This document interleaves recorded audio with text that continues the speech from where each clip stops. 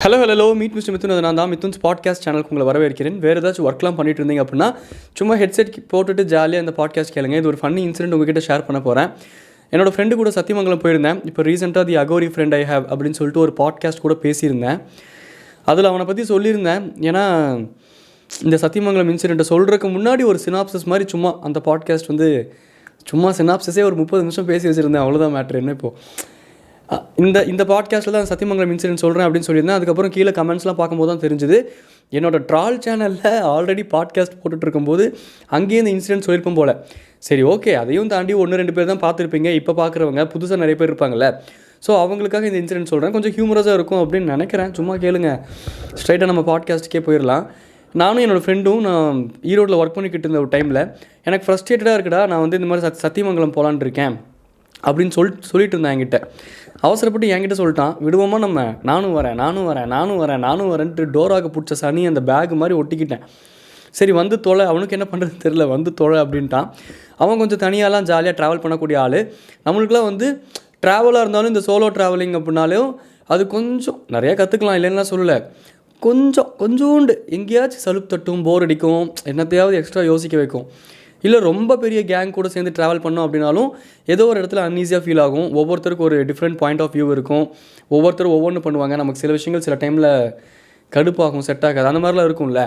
Travel அப்படின்னா ஒரு 2 பேர் 3 பேர் அது ஒரே வைப்பில் அந்த மாதிரி ட்ராவல் பண்ணோம்னா அதான் வி கேட் ஆன் த வால் தான். இந்த பக்கம் சோலோ ட்ராவலிங்கும் இல்லாமல் அந்த பக்கம் கொஞ்சம் போகாமல் நம்ம வைப்புக்கு தகுந்த ஒரு 2 பேர் 3 பேர்த்து கூட எங்கேயாவது ஜாலியாக ட்ராவல் பண்ணுறோமா, நல்லாயிருக்கும். ஸோ என் ஃப்ரெண்டு தான் சும்மா நான் வந்தே தீருவேன் அப்படின்னு சொல்லிட்டேன். சாட்டர்டே சண்டே எனக்கும் போர் அடிக்கும், ரூமில் சும்மா தான் இருப்பேன். சரிடா அப்படின்னு சொல்லிட்டு நாங்கள் கிளம்பிட்டோம். பைக்கில் போகலாம் அப்படின்னு தான் ஃபஸ்ட்டு பிளான் போட்டோம். என்கிட்ட அப்போ இருந்தது ஹெச்எஃப் டீலக்ஸ். என் தலைவர்கிட்ட அப்படி இருந்தது நான் போன பாட்காஸ்ட்லேயே சொன்னேன்ல, அது ஒரு வினோதமான ஸ்கூட்டி. அந்த மாதிரி மாடல் எங்கே மேனுஃபேக்சர் பண்ணாங்க, எங்கேருந்து வெளியே வந்துச்சு, எந்த கம்பெனி, எதுவுமே தெரியாது. அது ஒரு அடையாளமற்ற ஒரு சுயம்புலிங்கம் அப்படிங்கிற மாதிரி அது சுயம்பாக உருவாங்கின ஒரு ஸ்கூட்டி. அதை எங்கேயோ தோண்டி புதையல் மாதிரி கண்டுபிடிச்சிருக்கான். அதை எடுத்து பின்னாடி 2 தட்டுனா ஸ்டார்ட் ஆகும். ஸோ அதில் போகலாமா அப்படின்னு சொல்லிட்டு யோசித்தோம். அப்புறம் இல்லை நம்ம காரில் போவோம், உனக்கு கார் ஓட்ட தெரியுமா அப்படின்னா. ஓட்டுவேன்டா, ஹில்ஸ் ஓட்டுவியா, என்ன இப்போ ஓட்டிக்கலாம் வா. அப்போலாம் ஹில்ஸ் ஓட்டி பழகின புதுசு அந்த டைம். ஹில்ஸ் ஓட்டுவியா அப்படின்னா, என்ன இப்போது அதெல்லாம் ஓட்டிக்கலாம் வா அப்படின்னு சும்மா சொல்லிட்டு இருந்தேன். இவங்ககிட்ட கார் இல்லை, சும்மா அந்த தைரியத்தில் சொல்லிட்டு இருந்தேன். திடீர்னு அவங்க மாமாவுக்கு கால் பண்ணுவானா, நாங்கள் இங்கேருந்து மத்தியானம் எங்களுக்கு சாட்டர்டே அன்றைக்கி மத்தியானம் எங்களுக்கு ஷிஃப்ட் முடிஞ்சிடும் அப்படின்னா எங்கள் ஒர்க்லாம் முடிச்சுட்டு நாங்கள் கிளம்புறது தான். கொஞ்சம் ஃப்ளெக்சிபிளாக இருக்கும், கார்பரேட் தான், பட் கொஞ்சம் ஃப்ளெக்சிபிளாக இருக்கும். எங்கள் பாஸ் அப்படியே முன்ன பின்ன ஜாலியாக விட்டுருவார். அவர் ஒர்க்கு நடந்தால் போதும் அவருக்கு. அதனால் சாயந்தரம் இல்லை மத்தியானமாக நாங்கள் கிளம்பிட்டோம். ஒரு பெட்ரோல் பங்க்குக்கு வீட்டுக்கு போய் கார் எடுத்துகிட்டு போகலாண்டா அப்படின்னா, உனக்கேது காரு, நீ எப்போ கார் வாங்கின, இல்லை நான் என் மாமா கிட்டே கேட்டு வச்சிருக்கேன். டே, சொந்த காரில் போனாலே சூனியம் வச்சுக்கிற மாதிரி ஏதாச்சும் ஒரு ஸ்க்ராட்ச் கீச் ஆயிடுச்சு, ஏதோ ஒன்று ஆயிடுச்சு அப்படிங்கிற பட்சத்தில் சொந்தக்காரங்க கிட்ட கார் வாங்கி போனால் அது நம்ம வச்சுக்கிற ஸ்க்ராட்சே ஆகலை அப்படின்னாலும் அது நம்ம வச்சுக்கிற சூனியம்டா, வேணாண்டா, என்ன இருக்கோ அதை வச்சு முடிஞ்ச அளவுக்கு வாழ்ந்துருவோண்டா அப்படிங்கிற மாதிரிலாம் பேசிகிட்டு இருந்தோம். ஏய் என்ன நீ அதெல்லாம் இல்லை, கார் எல்லாம் ஒரு காரணமாக தான் காரில் போகிறோம் அப்படின்னா. எனக்கு அப்போ புரியல. சரி, ஏதோ காரில் போகணுன்னு ஆசைப்பட்றானே, நமக்கும் அந்த வயசு அப்படி. கார்னால் ஒரு இன்ட்ரெஸ்ட்டு, ஒரு ஆர்வம், ஓட்டுவோம், ஜாலியாக இருக்கும், ஃப்ரெண்டு கூட போகிறோம். சரின்னு சொல்லிட்டு கார் எடுத்தாச்சு. காரை எடுத்ததுக்கப்புறம் தான் தெரியுது அது ஒரு மாருதி. ஓகேவா, மாருதி ஆல்டோவோ 800ஓ. லிட்ரலாக குருவி படத்தில் வர மாதிரி தான். நல்லா அந்த ஸ்டேரிங்லாம் கீழே ஒயர்லாம் தொங்கிட்டு இருந்துச்சு. எடுத்து வாயில் வச்சு இழுத்தா போகுது. டேய் என்னடா இது, அப்படி தான் ஓட்டு அப்படிங்கிறான். டேய் இது என்னடா குதிரை வண்டி ஓட்டுற மாதிரி இருக்குடா, நான் கார் தாண்டா ஓட்டி பழக்கம் இருக்குது அப்படின்னு சொன்னேன். அதுவும் சத்தியமங்கலம்டா, ஹில்ஸ் வேறு ஏறணும்டா. அதெல்லாம் தெரியாது. கார் எடுத்தாச்சு, எனக்கு மைண்டு ஃபிக்ஸ் ஆயிடுச்சு, நீ தான் கார் ஓட்டுற. ஏன் இப்போ காருன்னு இந்த நான் இவ்வளோ அடம் பிடிக்குது அப்படின்னு எனக்கு அப்போதைக்கு தெரில. சரின்னு சொல்லிட்டு பெட்ரோல் பங்க்குக்கு போனோம். பெட்ரோல்லாம் ஃபில் பண்ணிட்டோம். பெட்ரோலாக கேஸா ஏதோ ஒன்று ஃபில் பண்ணிவிட்டு இங்கேருந்து போனோம் சத்தியமங்கலத்துக்கு. அதுவே ஒரு 1 hour ட்ராவல். அங்கேருந்து ஹில்ஸ் வேறு ஏறணும். ஈரோடுலேருந்து அப்படியே போயிட்டு பொறுமையாக கதைலாம் பேசிக்கிட்டு சத்தியமங்கலம் வரும்போது அந்த ஹில்ஸுக்கு கீழே ஒயின் ஷாப் விட்றா வண்டி அப்படின்னு. ஏய் நீ எதுக்கு வந்த சத்தியமங்கலம்? சாரிங்க, அதுக்குள்ளே டக்குன்னு ஏதோ இருமல்லாம் வந்துருச்சு. டேய் நீ எதுக்கிட்ட வந்த? ஏதோ ஸ்ட்ரெஸ்ஸுன்னு சத்தியமங்கலம் போகலாம், ட்ராவலு ஜாலியாக இருக்கும், ஒரு ஃப்ரெண்டு கூட போயிட்டு வந்தால் வேலை முடிஞ்சுது, எதுக்கிட்ட இந்த பக்கம் வண்டி திரும்புது? அதெல்லாம் அப்படி தான், நீ உள்ளே விடு, அந்த பக்கம் விடு அப்படிங்கிறான். சரி அப்படின்னு சொல்லிட்டு அந்த பக்கம் போய் பார்க் பண்ணிவிட்டு அப்புறம் தலைவர் போய் வாங்கிட்டு வந்தார். அவருக்கு என்னென்னலாம் தேவையோ எல்லாம் வாங்கிட்டு வந்துட்டு செட்டிங்காக வச்சுட்டான். செக் போஸ்ட் இருக்கும்டா, செக்கிங் இருக்கும், இதெல்லாம் பார்த்தாங்கன்னா நல்லா இருக்காது, டிரைவர் குடிக்க மாட்டான், சந்தானம் சொல்லுவார்ல, நான் டிரைவர் இல்லையே, டிரைவர் மாலை போட்டிருக்கார், ஐயப்பன் மலைக்கு போயிருக்கார், நான் தான் டிரைவர் இல்லையே, ஓனர் ஆச்சேன் அப்படிங்கிற மாதிரி ஜாலியாக ஏறி உட்காந்துட்டோம்.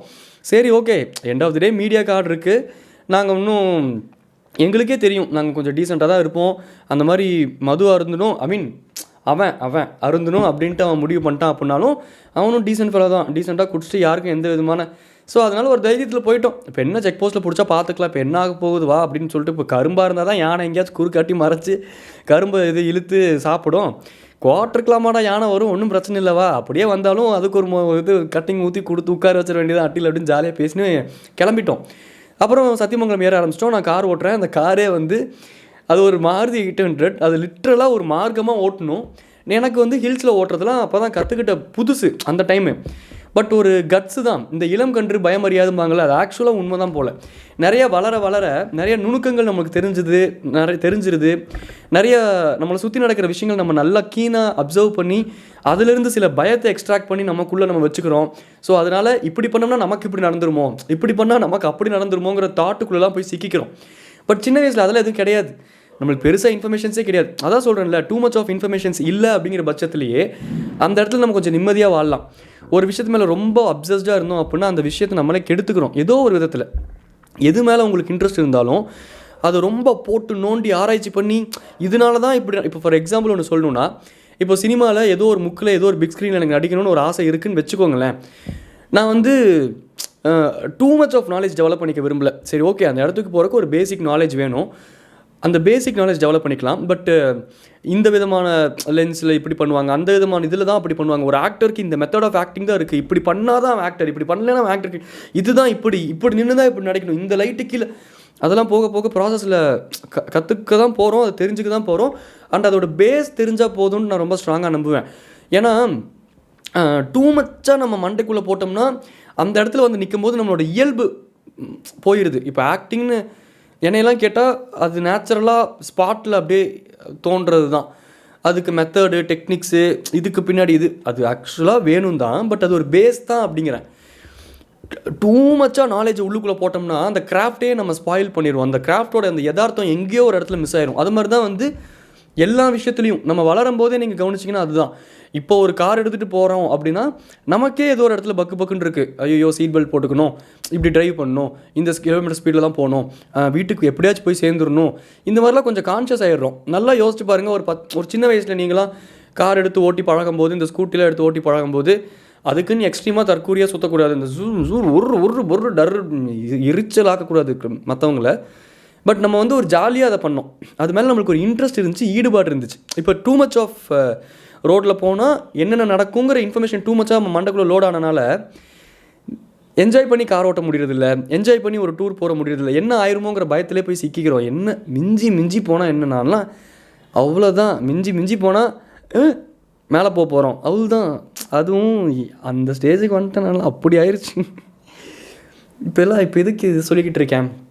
ஸோ நாங்கள் காரில் போயிட்டோம், அது ஒரு ஜாலியாக இன்ட்ரெஸ்ட்டாக ஃப்ரெண்டு கூட பேசிக்கிட்டு ஒரு 3rd பெண்டு 4th பெண்டு வரும்போது தலைவர் ஆரம்பிச்சிட்டார், எந்த மேன ஜிம்மிக்கு கம்மல், எந்த குப்பி பிராந்தி குப்பி அப்படின்ட்டு திறக்க ஆரம்பிச்சிட்டான். டேய் ஜன்னலை திறந்து விட்றா, கார் வேறு மேலே ஏற மாட்டேங்குது, இவர் ஏசி இல்லாமல் வேறு ஒட்ட மாட்டாரா, மேலே ஹில்ஸ் தானே போகிறோம், நேச்சுரலாக ஏர் வாங்குவோம், ஜன்னலை திறந்து விடுன்னு சொல்லிட்டு அப்புறம் ஜன்னல்லாம் திறந்து விட்டு 4வது பெண்டா 5வது பெண்டா 6வது பெண்டா எனக்கு எக்ஸாக்டாக தெரியல, ஏதோ ஒரு பெண்டில் நிப்பாட்டணும். டேய் நான் ஃபோட்டோ எடுத்து கொடுறேன் 2-3 ஃபோட்டோ, இதுக்கு தான் உன்னைய கூட்டிகிட்டு வர மாட்டேன்னு சொன்னேன். டேய் இங்கே பாரு சாவடிச்சிருவேன் உனைய நான் கூப்பிட்டு வந்தேன், காரில் தான் போகணும்னு நீ சொன்னேன், அதுக்கும் நான் ஒத்துக்கிட்டேன், நான் டிரைவர் வேலை தான் பார்த்துக்கிட்டு இருக்கேன், நீ தான் உட்காந்து ஜாலி பண்ணிக்கிட்டு இருக்கேன், நான் மிஞ்சி போனால் உங்ககிட்ட கேட்குறது ஒரு 2 ஃபோட்டோ எடுத்து கொடுறா, ஒரு இன்ஸ்டாகிராமில் நாளைக்கு ஒரு மெமரிஸ் ஆகும், ஏதாச்சும் டிரைவில் போட்டு வச்சுப்பண்டா, அதுக்காக கேட்குறது தான்.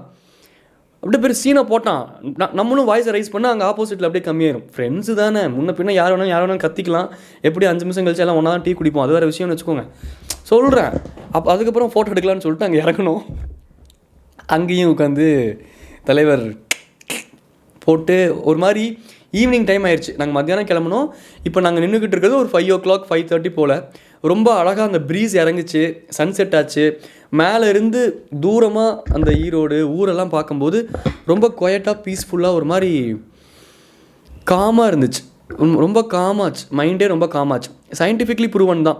நீங்கள் க்ரீனரிஸும் க்ரீன் கலரும் ப்ளூ கலரும் நிறையா ஹியூமனோட பிரெயினுக்கு எக்ஸ்போஸ் ஆகும்போது அந்த பிரெயின் வந்து ரொம்ப ரெஃப்ரெஷிங்காக இருக்கும். அதனால தான் நீங்கள் டூர் போகும்போதெல்லாம் உங்களுக்கு ஒரு இன்ட்ரெஸ்ட் வருது இல்லை, ஒரு ஃபாரஸ்ட்டுக்கு போகிறோம், ஒரு ஹில்ஸுக்கு போகிறோம் அப்படின்னா. ஏன்னா அங்கே நிறையா க்ரீனரிஸ் இருக்குது, நிறையா வாட்டர் இருக்குது. பேசிக்காகவே நீங்கள் ஒன்று யோசிச்சு பாருங்கள், human was not developed to merge with technologies, he was developed to merge with nature.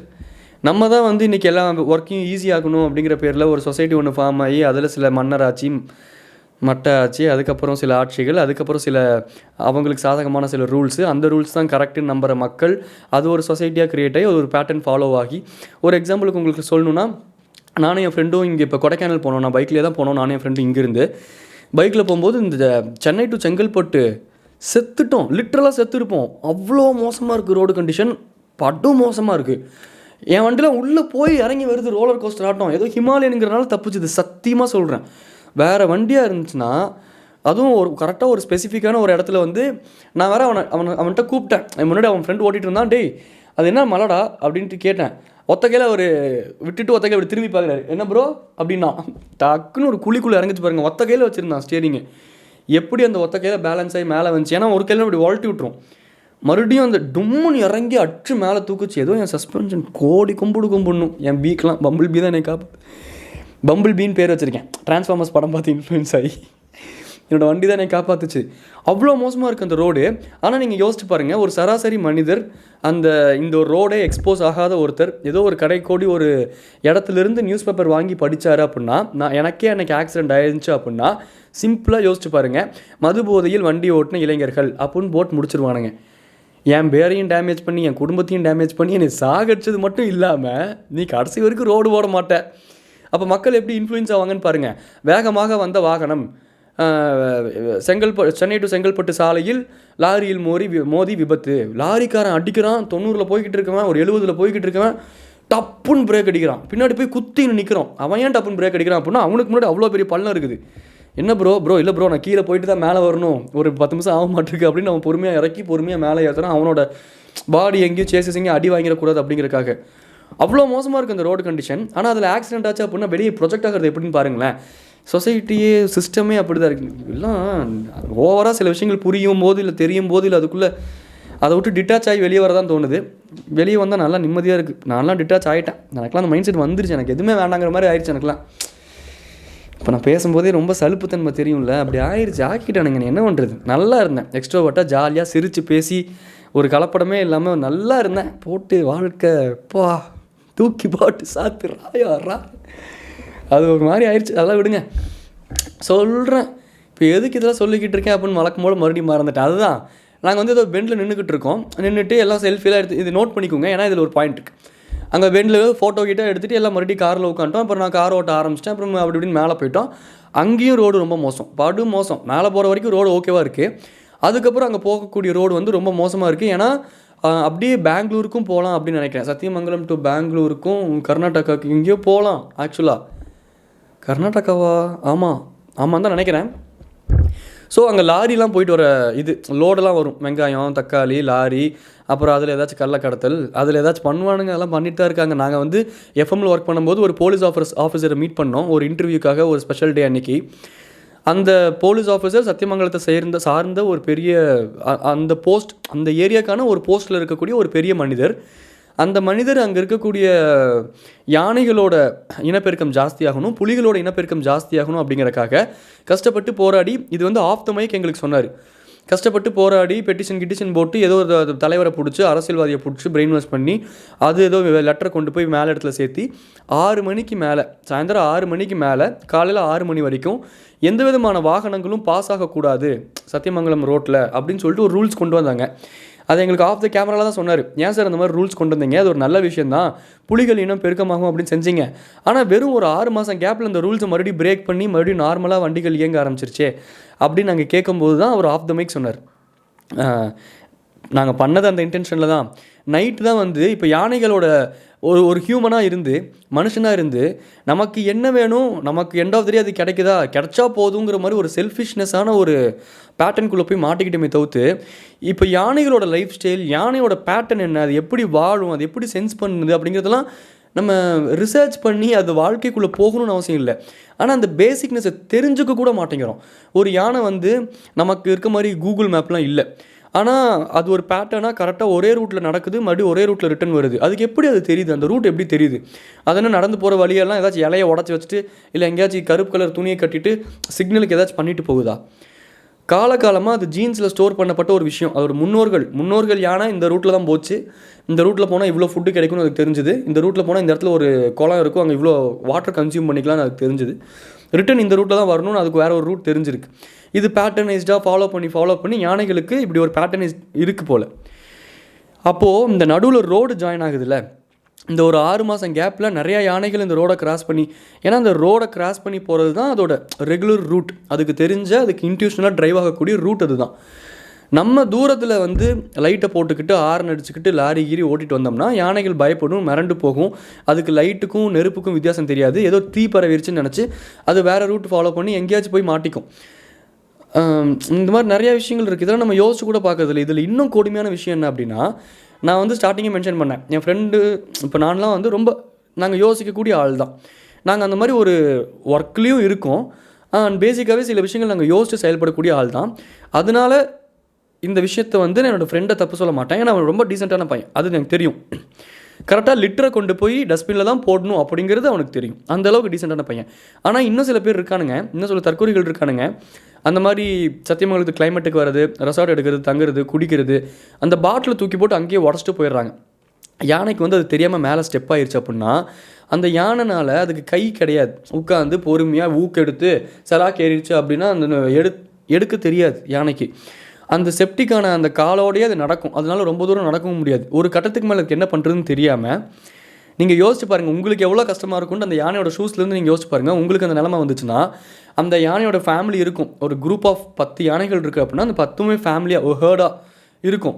அதில் ஒரு யானைக்கு இந்த செலாக்குங்கிறேன் ஒரு தண்ணி அடித்து ஒரு பாட்டில் உடைக்கிறானுங்க, அந்த பாட்டில் இருக்க ஒரு கிளாஸ் பீஸ் குத்திருச்சு அப்படிங்கிற பட்சத்தில் அதனால் முடிஞ்ச அளவுக்கு ஈடு கொடுத்து நடக்க ட்ரை பண்ணும். ஆனால் நடக்கும்போது அது ரொம்ப செப்டிக் ஜாஸ்தியாகும். ஒரு கட்டத்தில் அந்த 10 யானைகளை விட்டுட்டு அது ஒரு இடத்துல நின்றும். அந்த 10 யானைகள் வந்து பாவமாக பார்க்கும், கன்வின்ஸ் பண்ணி பார்க்கும், இது என்ன பண்ணுறதுன்னு தெரியாமல் திணறும். நீங்கள் யோசிச்சு பாருங்கள், நீங்கள் எங்கேயோ அடிபட்டுட்டீங்க, உங்களை விட்டுட்டும் போக முடியாமல் உங்கள் குடும்பம் தவிக்குது. விட்டுட்டு போகலை அப்படின்னா குடும்பத்தில் இருக்க மற்றவங்களாம் இறந்துருவாங்க, விட்டுட்டு போனால் நீங்கள் இறந்துருவீங்க. ஆனால் அந்த யானைகளுக்கு அது தெரிஞ்சு புரிஞ்சு உங்களை விட்டுட்டும் போகுது. அந்த ஒரு யானையை, அந்த 10 யானை இருக்கிற இடத்துல ஒரு 9 யானை ஒரு யானையை விட்டுட்டு, அந்த 9 யானைக்கு எவ்வளோ மனசு கஷ்டமாக இருக்குது. ஒரு யானைக்கு அது சாக போகிறேன்னு தெரிஞ்சு ஒரு இடத்துல நின்றுமாமா, அந்த காலை அப்படியே தொங்க போட்டே இருக்குமாம்மா. அது செப்டிக்கு ஏறி பொறுமையாக அந்த பாய்சன் உள்ளே வந்து சாப்பாடு கிடைக்காம தண்ணி கிடைக்காம வெயிட் பண்ணி ஒரு யானை அணுவாக செத்து போகும். எவ்வளோ கொடுமையாக இருக்குது சொல்லும் போதே. அதுக்கு அப்போ ஒரு நடக்குதுன்னா அதுக்கு இன்னும் எப்படி இருக்கும்? அந்த இடத்துலேருந்து நீங்கள் யோசிச்சு மட்டும் பாருங்களேன், உங்களுக்கு அப்படி அதெல்லாம் பாவம்.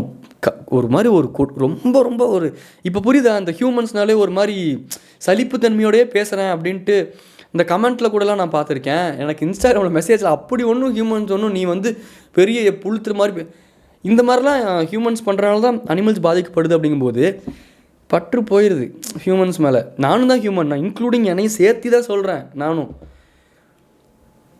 இந்த யானை பாவம், என்ன ஹியூமன்ஸோ போங்க. சரி அதை விடுவோம்.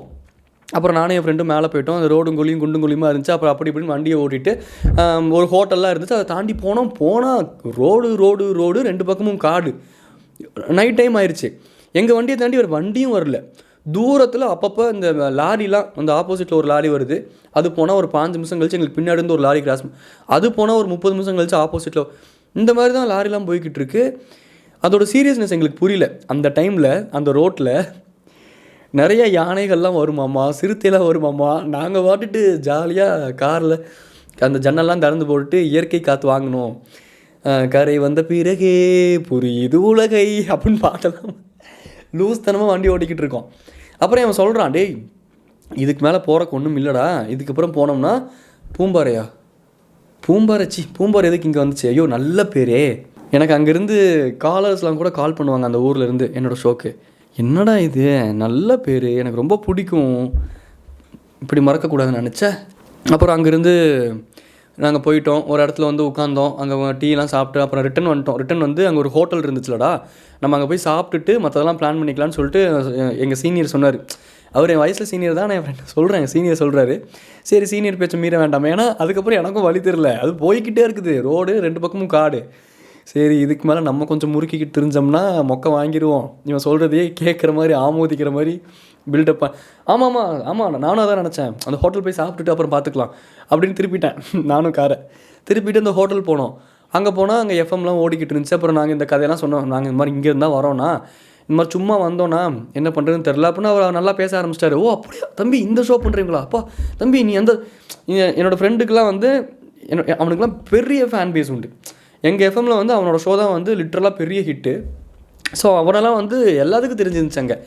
அப்புறம் அந்த அண்ணா நல்லா பேசிக்கிட்டு இருந்தார். அந்த அண்ணாகிட்ட கேட்டுட்டு இருந்தேன், நான் இந்த மாதிரிலாம் சிறுத்தைலாம் இங்கே வருமானா, நீங்களாம் பார்த்துருக்கீங்களாண்ணா, யானைலாம் வருமானா, இதெல்லாம் ஒரு இன்ட்ரெஸ்ட்டு, இதெல்லாம் நான் எக்ஸ்பீரியன்ஸ் பண்ணது கிடையாது. ஸோ இந்த மாதிரி எக்ஸ்பீரியன்ஸ் பண்ணவங்க சொல்லும்போது கொஞ்சம் ஃபேண்டசி, ஒரு மாதிரி யானையெல்லாம் பக்கத்துலேயே பார்த்துருக்கீங்களா அப்படிங்கிற மாதிரி ஒரு வியப்பாக இருக்குல்ல, கொஞ்சம் ஈஸியாக கனெக்ட் பண்ண முடியுது நம்மளுக்கு அனிமல்ஸ் பிடிக்கிறனால. அதனால் அந்த கதையெல்லாம் கேட்டுக்கிட்டு இருந்தேன். அவர் நிறையா சொல்லிக்கிட்டு இருந்தார், தம்பி இங்கே வந்து ஒரே ஒரு மேன் ஈட்டிங் லெப்பர்ட் தான் இருக்குது, மற்ற சிறுத்தையெல்லாம் யாருமே மனுஷங்களை வேட்டையாடாதப்பா அப்படி பேசிகிட்டு இருந்தார். அப்புறம் யானையெல்லாம் யானை வருமாவா தம்பி, இன்னும் 2 மணி நேரம் வெயிட் பண்ணுங்கள், நம்ம கடைக்கு முன்னாடி வந்து நிற்கும் பார். கடைக்கு முன்னாடி வந்து நிற்குமா, அதனா கறி வாங்குறதுக்கு வெளியே நிற்கிற பெட் டாகா, யானைண்ணா, யானை தான்ப்பா, நான் இன்னும் 1 மணி நேரத்தில் கடையை மூடிட்டு ஓடிடுவேன் வீட்டுக்கு. அப்படி வீட்டுக்கு ஓடிடுவீங்களா? சரிண்ணா, நாங்கள் இந்த மாதிரி சும்மா தான் வந்தோம். என் ஃப்ரெண்டு சொல்கிறான், டேய் ரூம் எடுத்துடலாம், இங்கே பக்கத்தில் எங்கேயாச்சும் ரூம் சீப் அண்ட் பெஸ்ட்டாக இருக்கும். அவரும் சொல்கிறாரு, ரூம்ஸ்லாம் வேணும்னா சொல்லுங்கப்பா, நமக்கு தெரிஞ்ச இடமே இங்கே இருக்குப்பா அப்படி இப்படின்னாரு. நான் தான் பெரிய காஸ்ட் எஃபிஷியண்ட்டாக யோசிச்சு, இல்லை எதுக்கு ரூமு, வந்தது காரில் தானே வந்தோம், இங்கே ஒரு கடை இருக்குது, அண்ணன் நம்மக்கிட்ட நல்லா பேசுகிறாரு, காரில் படுத்து தூங்குவோம், காலையில் எழுந்திரிச்சு இந்த கடையிலேயே பின்னாடி ரெஸ்ட் ரூம் இருக்குது, ஃப்ரெஷ் ஆகிட்டு கிளம்புவோம் அப்படின்ட்டேன். அப்போதைக்கு எனக்கும் அந்த சீரியஸ்னஸ் புரியல. ஆனால் அந்த கடைக்காரனும் ஒன்றும் சொல்லிக்கல. நான் கேட்டேன், ஆனால் அந்த மாதிரி கடையிலேருந்து கொஞ்சம் தூரம் தள்ளி முன்னாடி அங்கே கொஞ்சம் இருட்டாக இருந்துச்சு, அந்த கடையே வந்து காட்டுக்குள்ளே தான் இருக்குது, அந்த ஒரு மரத்துக்கு கீழே கார் போட்டுட்டு அங்கே தூங்குவானா, ஒன்றும் பிரச்சனை இல்லையா அப்படின்னேன். தூங்குங்கப்பா ஒன்றும் பிரச்சனை இல்லை. அவர் வந்து இந்த பாயிண்ட்டை ஸ்ட்ராங்காக சொல்லிட்டு போகிறார் கடைசி நேரத்தில், தூங்குங்கப்பா. அப்போ என் ஃப்ரெண்டு கை கழுவு போயிட்டானா இல்லை என்கிட்ட மட்டும்தான் சொன்னாரா, ஏதோ ஒரு சுச்சுவேஷன் அப்படி தான் வந்துச்சு. நான் இவங்கிட்ட சொல்லலை, ஆமான்னு தான் நினைக்கிறேன். தூங்குங்கப்பா ஒன்றும் பிரச்சனை இல்லை, ஆனால் கன்ஃபார்மாக டோரை லாக் பண்ணிக்கோங்க, எந்த சவுண்டும் போடாதீங்க, சரக்கு கிரக்கெலாம் அடிக்கிற மாதிரி இருந்துச்சுன்னா ரூம் எடுக்கிறது பெட்ரு. நான் சொல்லலை, என் ஃப்ரெண்டு வந்ததே அதுக்கு தான், அவருக்கு ஸ்ட்ரெஸ்ஸாக இருக்காமா, அவர் 2 கட்டிங்கை போட்டால் தான் அவர் வந்து நார்மல் ஆவாராமா, அவர் பிரெயின் அவர் அப்படி டியூன் பண்ணி வச்சுருக்காரு அப்படின்ட்டு நான் சொல்லலை. அவர் சொல்கிறாரு, ஏன்னா யானைக்கு வந்து அந்த சரக்கு ஸ்மெல்லு, தம் ஸ்மெல் அதெல்லாம் சுத்தமாக பிடிக்காது, அது டென்ஷன் ஆயிரும், ட்ரிகர் ஆயிரும், இங்கே யானைகள் சிறுத்தைகள் நடமாடக்கூடிய இடம் தான் இது அப்படிங்கிறாரு. அப்புறம் நான் கீழே ஒரு பெண்டில் நின்று ஃபோட்டோ எடுத்தோம், செல்ஃபி எடுத்தோன்னு சொன்னேன்ல, ஒரு 6வது பெண்டில் என்னமோ தான்ப்பா அந்த மேன் ஈட்டிங் டைகர் இருக்குது, மேன் ஈட்டிங் சிறுத்தை இருக்குது அப்படின்னாரு. அங்கே தான் நான் உட்காந்து ஒரு கட்டிங்கை போட்டுட்டு ஃபோட்டோலாம் எடுத்துக்கிட்டு இருந்தோம். அங்கே தான் ஃபோட்டோ எடுத்தீங்களா, நெக்ஸ்ட் டைம்ப்பா நீங்கள் ஃபோட்டோ எடுக்கும்போது ஸ்ட்ரைட்டாக அட்டென்ஷன் நின்று அந்த 4:4 ரேஷியோவில் ஒன்று எடுத்து வச்சுக்கோங்கப்பா, ஏன்னா சிறுத்தை சாப்பிட்டுச்சுன்னா அப்புறம் மாலை போடணும்ல மூதேவி, மெண்டலு, இந்த மாதிரிலாம் பண்ணாதீங்கடா உங்களை அப்படின்னு சொல்லிட்டு இருந்தார். அப்புறம் இல்லைண்ணா சாரிண்ணா எங்களுக்கு தெரியல, லிட்டரலாக தெரியல, கீழே செக் போஸ்ட்டில் கூட ஏதாச்சும் ஒரு வார்னிங் கொடுத்து அனுப்பிச்சிருக்கலாம், அவங்களும் ஒன்றும் சொல்லலை, அதனால் ஜாலியாக நாங்கள் பாட்டு மேலே வந்துட்டோம்னா அப்படின்னு சொல்லிட்டு இதை பேசிக்கிட்டு இருந்தோம். அப்புறம் நைட் அந்த அவரும் கிளம்பிட்டு கொஞ்ச நேரம் பேசிவிட்டு நாங்கள் அப்புறம் அங்கேயே சாப்பிட்டுட்டு டீயை குடிச்சிட்டு அமௌண்ட்லாம் பே பண்ணிவிட்டு காரை போட்டோம். இங்கேயே படுத்து தூங்கிடலாம்டா, சொன்னால் கேளுறா, விடிய காத்தால் எழுந்திரிச்சு அப்புறம் அவர்கிட்ட விசாரித்தேன். அவர் சொன்னார், இந்த முன்னாடி போங்கப்பா, இன்னும் கொஞ்சம் தூரம் தான், ஒரு 2 கிலோமீட்டர் தள்ளி ஒரு செக் போஸ்ட் வரும், காலங்காத்தால் 5 மணிக்கு அந்த செக் போஸ்ட் பக்கத்தில் போய் நீங்கள் காரை போட்டிங்கன்னா போதும், 1 மணி நேரம் 2 மணி நேரத்துக்கு மேலே நீங்கள் யானை, உங்களுக்கு லக்கு இருந்தால் சிறுத்தை, மான் எல்லாத்தையும் பார்க்கலாம் அப்படின்னாரு. சரின்னு சொல்லிட்டு நம்ம காரை கொண்டு போய் அந்த இடத்துல போட்டாச்சு. அப்புறம் நானும் அவனும் என் ஃப்ரெண்டும் நிறையா கதைகள் பேசிக்கிட்டு இருந்தோம். பாய்ஸோட ஃப்ரெண்ட்ஷிப், பாய்ஸுன்னு ஸ்பெசிஃபிக்காக சொல்ல, இந்த ஃப்ரெண்ட்ஷிப்பில் ரொம்ப அழகான விஷயம் என்னென்னா டோட்டலாக நான் ஜட்ஜ்மெண்டல் ஃப்ரெண்ட்ஷிப்புங்கிறதே அதுதான். அதனால தான் வந்து ஃப்ரெண்ட்ஷிப்பில் தான் நம்ம வந்து மேக்ஸிமம் நம்மளாக இருக்க முடியுது. அதனால் அந்த ஃப்ரெண்ட்ஷிப்புக்கு இம்பார்ட்டன்ஸ் கொடுக்கணும் தான், கரெக்டாக பேலன்ஸ் பண்ணிக்கணும் லைஃப்பில். இந்த லவ்வருக்காகவோ ஒய்ஃபுக்காகவோ ஃப்ரெண்டை விட்டு கொடுக்கறது, ஃப்ரெண்டுக்காகவோ இந்த மாதிரி ஒய்ஃபை விட்டு கொடுக்கறது, அது வந்து கடைசியில் ஒய்ஃபுக்கே அது ஆப்பாக முடிஞ்சிடும். அந்த ஸ்ட்ரெஸ்ஸை, அந்த நானாக இருக்கிற தன்மையை எங்கே கொண்டு போய் கொட்டுறதுன்னு தெரியாமல் அது பில்டாகி ஒரு கட்டத்தில் அது ஒரு மாதிரி கொண்டு போயிடும். அதுக்கு பெட்டரு பேலன்ஸ் பண்ணிக்கலாம். ஹஸ்பண்ட் எங்கேயாச்சும் டூர் கேட்குறாரு, வெளியே போய் ஃப்ரெண்ட்ஸை பார்க்குறாரு அப்படின்னா விட்டுறணும். ஒரு விஷயத்தை நம்ம கொஞ்சம் ஃப்ளோவில் விட்டால் தான் அது திருப்பி நம்மக்கிட்ட வரும். இறுக்கி பிடிக்கணும் அப்படின்னு நினச்சோம்னா தண்ணிக்குள்ளே அமுத்துற பந்து மாதிரி எவ்வளோ தூரம் அதை நம்ம உள்ளே அமுத்துறமோ அவ்வளோ ஃபோர்ஸாக அதை பீறிக்கிட்டு வெளியே வந்து நம்ம கையை விட்டு நழுவி போயிடும். இது ஆட்டோ பின்னாடியே எழுதலாமே சொல்கிறேன். அப்புறம் அங்கே வந்து காரை போட்டுட்டோம், நைட் படுத்து தூங்கலாம் அப்படின்னு சொல்லிட்டு. அப்புறம் ஃப்ரெண்ட் சீட்டில் நான் டிரைவர் சீட்டில் உட்காந்து அந்த டிரைவர் சீட் இந்த பின்னாடி சாய்ச்சி விட்டு இப்படி சாஞ்சிட்டேன். எனக்கு வந்து குறுகிய இடங்களில் படுத்து தூங்கினா ரொம்ப பிடிக்கும். இப்படி ஒரு ஹேபிட், இப்படி வினோதமான ஒரு ஹேபிட் இருக்குது எனக்கு. குறுகிய இடங்கள்னால் இந்த காருக்குள்ளே படுத்து தூங்குறது, நல்ல தாளாத்தியாக பெட் இருந்தாலும் சோஃபாவில் ஒரு மாதிரி படுத்து தூங்குறது, அது ஒரு மாதிரி ஒரு காசியான ஒரு ஃபீல் தரும் எனக்கு. ஒரு மாதிரி கம்ஃபர்டபுளான ஒரு ஃபீல் தரும். ஏன்னு தெரில, அது ஒரு மாதிரி குறுகிய இடத்துக்குள்ளே காருக்குள்ளெலாம் படுத்து தூங்குறது அது தெரில, எனக்கு ரொம்ப பிடிக்கும். ஸோ நான் வந்து ஃபஸ்ட்டு இந்த டிரைவர் சீட்டை நல்லா பின்னாடி ஃபுல்லாக சாய்ச்சி விட்டு இப்படி வச்சு கதை பேசிக்கிட்டு இருந்தோம். இவன் பக்கத்துலேயே உட்காந்து ஒவ்வொரு கட்டிங்காக போட்டுக்கிட்டு இருந்தான். சரி தூங்கலாமாடா அப்படின்னு பேசும்போது தான் எனக்கு அர்ஜென்ட்டாக ஒன்றுக்கு வருது, நான் வெளியே போகணும் அப்படிங்கிறான். டேய் யானைகள் நடமாடும் பகுதிடா, மணி வாடுறா, நைட் 12-12:30 ஆகுதுடா, யானையை விடு, பேய்கள் நடமாடும் பகுதிடா. இந்த மாதிரி காட்டுக்குள்ளே இந்த மாதிரி வில்லேஜஸில் தாண்டா பேய்கள்லாம் ரொம்ப ஆக்ரோஷமாக இருக்கும். அதுவும் கன்னி பேயாக இருந்துச்சுன்னா ரொம்ப ஆக்ரோஷமாக இருக்கும்டா, சொன்னா கேளு. வெளியே போய் ஒன்றுக்கு போகும்போது கண்டதையும் பார்த்து கன்னி பேயை உசு பேத்தி விட்றாதா, எப்படா உனக்கு சொல்லி புரிய வைக்கிறது இதெல்லாம் அப்படின்னு சொல்லிட்டு எனக்கா பயம். இன்னொரு பக்கம் எனக்கு புழுக்கமாக இருக்குது, எனக்கு ஜன்னலை திறந்து விடுங்க அப்படிங்கிறான். டேய் ஜன்னலெலாம் திறந்து விட்டா இந்த ஸ்மெல்லெல்லாம் போகும்டா, யானைக்குன்னு ஏதாச்சும் பக்கத்தில் வந்து இந்த ஸ்மெல்லை ட்ரிகர் ஆகி ஸ்ட்ரைட்டாக நம்ம காரை நோக்கி வந்து நமக்கு தாண்டா இருட்டில் கண்ணு தெரியாது, கும் இருட்டு, சுற்றி கும் இருட்டு. தூரத்தில் அங்கங்கே டாட்டாக வெளிச்சம் தெரியுது, ஏதோ இந்த ரெசார்ட்டு வீடெல்லாம் இருக்கும் போட்டிருக்கும் அங்கங்கே தூரத்தில். நான் வெளியே போய் கதவை தர எனக்கு புழுக்கமாக இருக்குங்கிறான். டேய் ஷூ கடவுளே, இன்றைக்கி ஒன்று யானைக்கிட்ட மிதி வாங்கி பிதுங்கி சாகணும், இல்லை இந்த நாயோட மொக்கையை கேட்டு சாகணும்னு முடிவாயிருச்சு. சரி போய் தொலை, நீயாச்சும் நிம்மதியாக ஸ்ட்ரெஸ் ஃப்ரீ பண்ணிக்கோன்னு சொல்லிட்டு கதவை திறந்து விட்டேன். உனக்கு ஜன்னலை திறந்து விட்டு நான் என் பக்கம் கொஞ்சம் சேஃபாக லாக் பண்ணி வச்சுக்கிட்டேன். இப்போ யானை வந்து தும்பிக்கையில் அவன் ஆள் வேறு ஒல்லியாக இருப்பான், என்ன கரும்பு பிடிச்சி இழுத்துச்சுன்னா டக்குன்னு டோர் சாத்தி நம்ம உள்ளுக்குள்ளே சேஃபாக உட்காந்துக்கலான்லாம் பிளான் பண்ணி வச்சுட்டேன். சரி 2 பேர்த்து இன்றைக்கி யாரோ ஒருத்தர் அவுட்டுன்னு. அப்புறம் எனக்கும் வந்துருச்சுங்க, டக் டக் டக் டக் அப்படின்னு டோர் தட்டுச்சு. என்னடா டக் டக் டக் டக்குங்கிறதையும் பார்த்தா சூச்சு 2 பேர்த்துக்கு வந்துருச்சு. அப்புறம் பயம் வேறு, என் வாழ்க்கையிலேயே பயத்தில் இந்த படத்துலலாம் பார்ப்போம்ல, பயத்தில் சூச்சு போன வில்லன்ஸ் கூட பார்த்துருக்கேன். ஆனால் பயந்துக்கிட்டே சூச்சு அனுபவித்தது நானும் என் ஃப்ரெண்டுமாக தான் இருப்போம். அப்புறம் நான் சொல்கிறேன், யானையெல்லாம் வந்துருமான்டா, சிறுத்தையெல்லாம் எங்கே வேணாலும் நடமாடக்கூடிய பகுதியாமா, இதெல்லாம் கடைக்கு முன்னாடியே வருங்கிறாரு பார். அவரே 8-9 மணிக்கே கடையை மூட்டு ஓடிட்டாரு. நீ ஒரு 2 மணி நேரம் சரக்கு அடிச்சா மூடிட்டு படுக்க வேண்டியது தானே. அவருக்கு குழுன்ட்டு காற்று வேணுமாமா, கரெக்டான டெம்பரேச்சரில் தான் இவர் கட்டிங் போடுவாராமா, 10 நிமிஷத்துக்கு ஒருக்கா பற்ற வச்சுன்னு வெளியே போய் நிற்பாராமா. எனக்கு இவனை கண்ட்ரோல், இவன் ஒரு பக்கம் அனிமலாக மாறிக்கிட்டு இருக்கான். ஒவ்வொரு கட்டிங் உள்ளே போக போக அனிமல் தன்மை ஜாஸ்தியாகுது. இன்னொரு பக்கம் அனிமல்ஸ்லாம் வந்து எங்கே எது வந்து அட்டாக் பண்ண ஒரு மாதிரி திகிலாக இருந்துச்சு, பக்குன்னு இருந்துச்சு.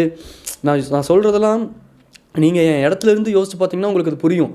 ஒரு ஒர்க் ஆகாத மாருதி காருக்குள்ளே, ஒரு பாலடைஞ்ச காருக்குள்ளே உட்காந்து ஃப்ரெண்டு கட்டிங் போட்டுக்கிட்டு இருக்கா, நீங்கள் பயத்திலே உட்காந்துருக்கீங்க, எங்கே யானை வரும், எங்கே சிறுத்தை வரும், கும்மு இருட்டு வேறு. அப்புறம் டார்ச் லைட் ஆன் பண்ணிவிட்டு 2 பேரும் வெளியே போய் சுவிட்செல்லாம் போயிட்டு நான்லாம் லிட்டரலாக காரை நோக்கி ஓடுறேன். கார் இருக்கிறது பின்னாடி என்னமோ ஒரு 3 ஸ்டெப் தள்ளி தான் இருந்தாலும் பயம், தித்துக்குன்னு ஓடி போய் உள்ளே உட்காந்து அப்புறம் பின்னாடி அப்புறம் கொஞ்சம் வந்து படுத்துட்டு, அவர் வந்து பின்னாடி நல்லா பள்ளி கொண்ட பெருமாளாட்ட படுத்துட்டார். ஏன்னா ஃபுல்லாக ஒரு ஸ்ட்ரெஸ்ஸு ஃப்ரீ பண்ணோம், கட்டிங் வேறு போட்டார், நல்லா பின்னாடி காலை விரிச்சு விட்டு படுத்துட்டான். அப்புறம் சரி முதுகு வலிச்சாலும் பரவாயில்லன்ட்டு அப்புறம் நான் மறுபடியும் டிரைவர் சீட்லேயே படுத்துருந்தேன். அப்புறம் நைட்டு ஒரு 4 மணிக்கு என்னமோ எழுப்பி விட்டான். டேய் நான் வேணா முன்னாடி படுத்துக்கிட்டா, உனக்கு இப்போ தான் தெரிஞ்சிருக்குது, சரி ஓகேடா அப்படின்னு சொல்லிட்டு அப்புறம் அவனை முன்னாடி விட்டுட்டு நான் வந்து கொஞ்ச நேரம் பின்னாடி படுத்துருந்தேன். அப்புறம் நான் ஒரு 5 மணிக்கு கார் எடுத்துட்டேன். தூக்கத்துலேயே எங்கடா கார் எடுக்கிற, இங்கே பாரு இந்த அதட்டுற குரல்லாம் குச்சி எடுத்து குரல் இறக்கி போய்க்கினே இருப்பேன் பார்த்துக்கோ. வந்ததுக்கு நீயாச்சும் ஜாலியாக இருந்துட்ட, 2 இது உள்ளே விட்டுன்னு நேற்று ஃபுல்லாக ஃபன் பண்ணிவிட்டேன் என்னைய வச்சு. நான் போய் இப்போ யானையை பார்த்தே தீரணும் அப்படின்னு சொல்லிட்டு செக் போஸ்ட் பக்கத்தில் போனோம். அப்புறம் ஏதோ ஒரு காரணத்தினால நாங்கள் அங்கே இல்லைடா டைம், அப்புறம் நாங்கள் கொஞ்சம் நின்றுட்டு இருந்தோம். ஒரு 1/2 hour ஒரு 10 minutes 20 minutes இருந்திருக்கும். யானை வரல, மான் பார்த்தோம், கொச்சோன்னு மான் வந்துச்சு, அதெல்லாம் பார்த்துக்கிட்டு இருந்தேன். அதுக்கப்புறம் தான் யானை வந்திருக்குமா என்னமோ. இந்த ஆள் சரி நம்மளை போட்டு இம்சப்படுத்திடுறது, கிளம்பலாம்டா, டைம் ஆச்சுடா, ஆச்சா போச்சா, ஜன்னலை சாத்து, உனக்கு என்ன தெரியும் காடை பற்றி. நேற்று நைட்டு உட்காந்து 1 மணி நேரம் லெக்சர் எடுத்தேனே, உனக்கு லெக்சர் எடுத்ததே நான் தான்டா. சப்கான்ஷியஸாக உனக்கு இந்த நாலேஜ்லாம் டெவலப் ஆயிடுச்சு. டோரை சாத்து, காடை சாத்து, இந்த ஜன்னலை சாத்து, இந்த இதெல்லாம் என்கிட்ட புளுத்திக்கிட்டு இருக்காத. நான் யானையை பார்த்தே திருடி, நம்ம காட்டுக்குள்ளே நிற்கிறோம், யானை குரங்கு வந்து அது பிடிங்கிட்டு போயிடும். உனக்கு என்ன தெரியும் காடை பற்றி, உனக்கு ட்ராவல் பற்றி என்ன தெரியும், நான் எவ்வளோ ட்ராவல் பண்ணியிருக்கேன் தெரியுமா. எப்படிங்க சார், எந்த இடத்துக்கு போனாலும் அங்கே 2 கட்டிங் ஓட்டு குப்புற படுக்கிறது பேர் ட்ராவல் உனக்கு. சரி போய் தொலை அப்படின்னு சொல்லிட்டு காரை எடுத்துட்டேன். அப்புறம் என்னன்றது போட்டு உயிரை வாங்கிக்கிட்டு இருந்தான், நச்சுக்கிட்டு இருந்தான். அப்புறம் காரை எடுத்துட்டேன். இறங்கும் போது உன்னை வேறு ரூட்டில் கூப்பிட்டு போகிறேன், என்னையவா பார்த்து ட்ராவலர்னு கேட்டால் எனக்கு தெரியாத ரூட்டே கிடையாதுன்னு சொல்லிட்டு வண்டி ஓட்டுனது நான். ஸ்ட்ரைட்டாக வந்த வழியில் இறங்கியிருக்கலாம் மூடிட்டு. ஸ்ட்ரைட்டாக ஒரு தாளவாடி கண்டுபிடிச்சிட்டேன். அந்த ஊர் பேர் தாளவாடி. சூப்பர் ஊர். தாளவாடிக்கு போயிட்டு அங்கேருந்து வேறு ரூட் பிடிச்சி இறங்கலாம்டா அப்படின்னா. தாளவாடிக்கு போனால் ஐயோ மெஸ்மரைசிங் கிராமம், எவ்வளோ அழகாக இருக்குது. சும்மா ரொம்ப ஹியூமன் இன்வென்ட் பண்ண திங்ஸ் இல்லாமல் கொஞ்சம் லைவ்லினஸ்ஸாக அங்கே சின்ன கூரை வீடுகள் பார்க்க முடிஞ்சுது, ஓட்டு வீடுகள் பார்க்க முடிஞ்சுது.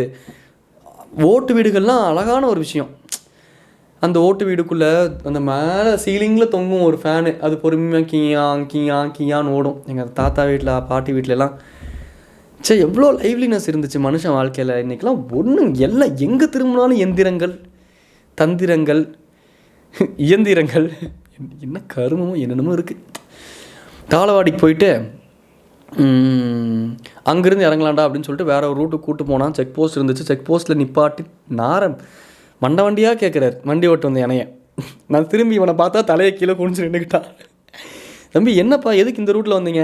சார் பெட்ரோல் வேறு இல்லை, நம்ம மறுபடியும் திருப்பி போகணும்னா பெட்ரோல் பங்க்கும் இல்லை, தாளவாடிக்கு போய் அங்கேருந்து யூட்டர்ன் எடுக்கணும், அது வரைக்கும் வண்டி போகாது, விட்டுருங்க சார், நான் கொஞ்சம் ஆஃப் பண்ணிவிட்டு ஓரமாக இப்படி இறங்கிடுறேன் சார். தம்பி இது main forest, tiger reserved area, இதுக்குள்ளே நாங்கள் விடக்கூடாது, அது எங்களுக்கு ரூல்ஸு. இந்த லோக்கலைட்ஸ் மட்டும்தான் உள்ளுக்குள்ளே வேலை இருக்குது, இந்த விறகு பிறக்கணும், இதுக்காக போவாங்க வருவாங்க. அவங்களுக்கு தெரியும் எங்கேயாவது சிறுத்தை இருந்துச்சுன்னா அவங்க அந்த உங்களுக்குலாம் ஒன்றும் தெரியாதுடா, அது உங்களெல்லாம் பொறுமையாக வந்து உட்காந்து அடிச்சு வெங்காயம் தக்காளியெல்லாம் கட் பண்ணி வணக்கி சூப் வச்சு குடிச்சிரும்டா, நீங்களாம் போகக்கூடாதுடா அப்படிங்கிறாரு. அப்புறம் நான் கன்வின்ஸ் பண்ணுறேன், இல்லைங்க சார் இப்படி வந்தோம் சார், ஸ்ட்ரெஸ்ஸு சார், இங்கே தான் சார் ஒர்க் பண்ணுறோம், இந்த மீடியா சார். அப்புறம் காடை காமியாமல் காடெல்லாம் காமிச்சதுக்கப்புறம் இன்னும் ஒரு புடி எக்ஸ்ட்ரா பிடிச்சிட்டாரு. அறிவு இருக்குதாப்பா, நார்மலாக ஆளுனா கூட விட்டுருந்துருப்பேன். அதுவும் வந்து நான் காமிக்கல, தலைவர் தான். டேய் என்னடா நீ பேசிக்கிட்டு இருக்க வாழான்ட்டு, காடை எடுத்தோமா காமிச்சோமா சொருகணுமா போய் கிணறுக்கணும், அப்படி பெரிய மீடியா கெத்து போய் புளுத்துனாரு. Sir we are coming from media only, what media, social media, மூட்டு போய் உட்காருப்போம் அப்படின்னு பொழிச்சுன்னு ஒன்று வச்சாரு.